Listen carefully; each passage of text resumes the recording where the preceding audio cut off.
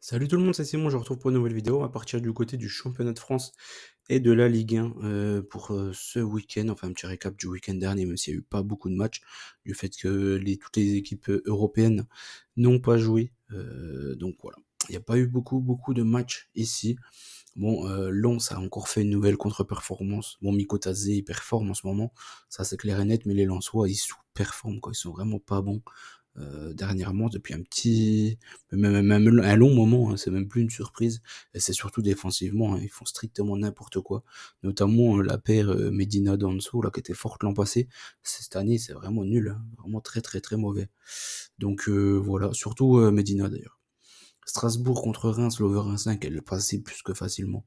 Ici, il y a même eu 4 buts. Tout comme à Lyon-Brest, il y a eu même eu 7 buts ici, c'était assez incroyable. Bon, Lyon encore et toujours favorisé par l'arbitrage.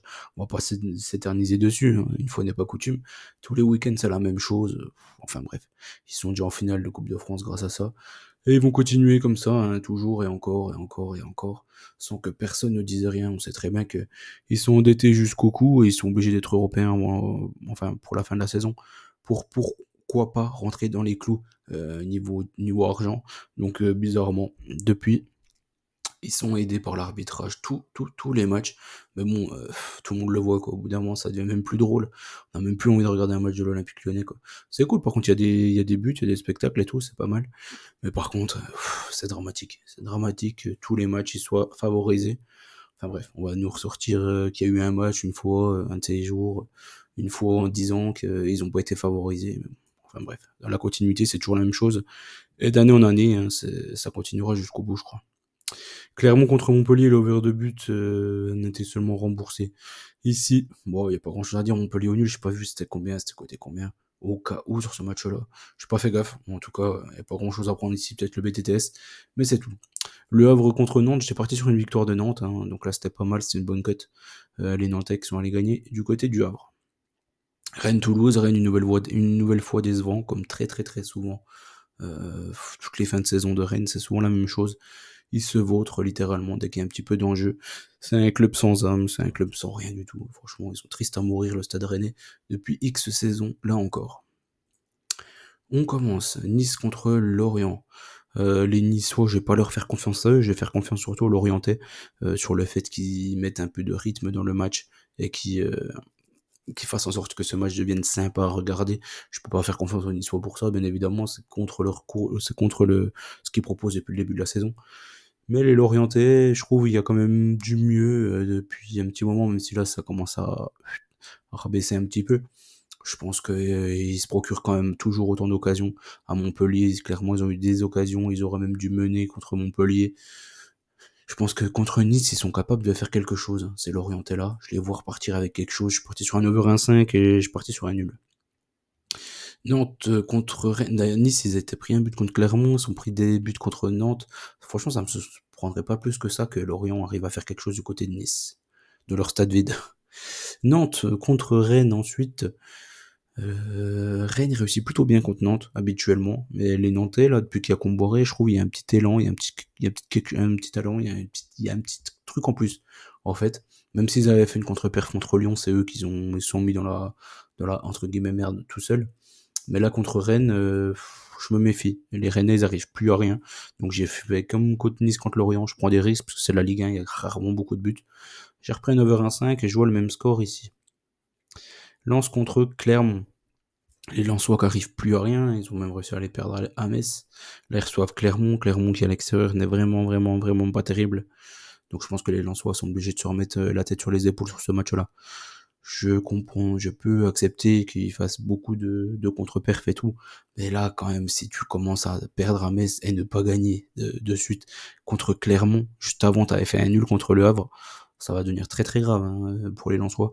Je pense que là, à domicile, ils sont obligés de le prendre ce match-là contre Clermont. Pour je les vois pas gagner facilement. Parce qu'encore une fois, je trouve que Clermont sont pas si mauvais que ça, on va dire. Et que les Lensois, surtout, sont pas super bons. Les Lillois contre les Strasbourgeois, ce coup-ci.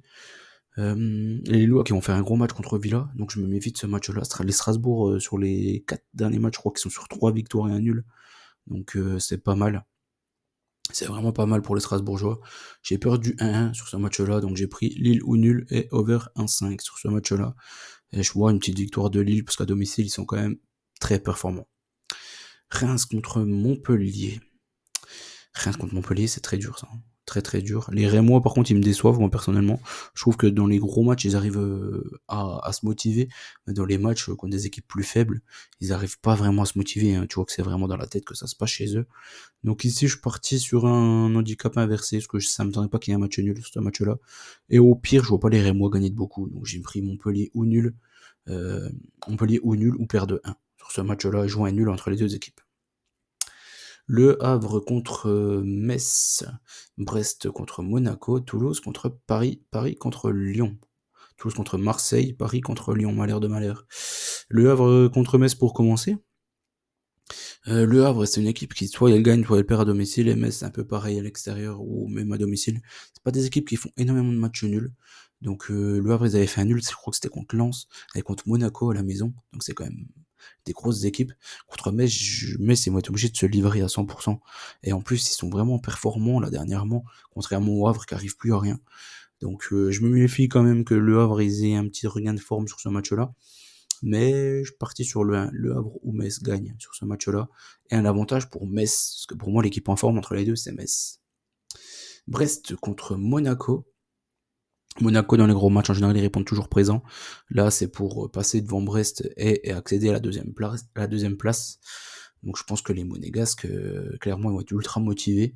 Les Brestois, même s'ils font une super saison, ils ont pas non plus des énormes performances, hein. Je les ai vus jouer contre l'OM, ils avaient gagné ric-rac, c'était les Smelou quand même marqué. Marseille, en plus, il aurait dû avoir un penalty sur Iliman Ndiaye, et pourtant l'OM à l'extérieur, c'est une des pires équipes, hein. Je crois que c'est même la pire équipe. Ils étaient allés gagner à Clermont, donc je sais pas si ça a un peu changé. Mais dans tous les cas, c'est une des pires équipes à l'extérieur de la saison, l'OM. Ils étaient allés faire un plutôt bon match, on va dire, contre Brest. Après Brest, ils avaient fait aussi un nul contre Lille. Monaco à l'extérieur, c'est une super équipe, hein. Ils sont beaucoup plus performants à l'extérieur qu'à domicile. Donc dans tous les cas, j'ai du mal à voir les Monégasques perdre du côté de Brest. Donc je suis parti sur un Monaco ou nul. J'ai mis 1-1, mais 1-1 ou voire 1-2. Ça me donnerait pas plus que ça que Monaco gagne ce match-là. Toulouse contre Marseille. Marseille, il faudra voir le match qu'ils font contre le Benfica. S'ils ont encore un ou deux blessés, ça mettra la liste à 58 à peu près, ou 59. Ils sont tous blessés, clairement. Il n'y a plus du tout d'effectifs dans cette équipe-là. Déjà, ils sont pas aidés avec leurs pieds ni rien. Donc en plus de ça, c'est quand tu cumules les blessés, j'ai du mal à les voir perdre, à les voir gagner. Du côté de Toulouse. Pourtant, Toulouse, c'est un club qui réussit super bien à l'OM chaque saison. C'est vraiment, leur mettent des taux là, quasiment tout le temps au stadium. Mais là, franchement, j'ai du mal à y croire, quoi. J'ai du mal à y croire par rapport au nombre de blessés et par rapport aux qualités des joueurs marseillais cette saison. Je trouve qu'ils ont pas un bon effectif, ils ont pas de bons joueurs. On nous a pris pour des cons, voilà, je pense, cette saison. Et vivement qu'elle soit terminée et pour tout le monde. Toulouse ou nul, le dernier, ça sera sur Telegram, voilà. Je vous souhaite bonne chance à tous. N'oubliez pas qu'on gagne, on perd ensemble. On se dit à très vite pour de nouvelles aventures. N'oubliez pas les petits likes aussi, bien évidemment. Allez, ciao tout le monde.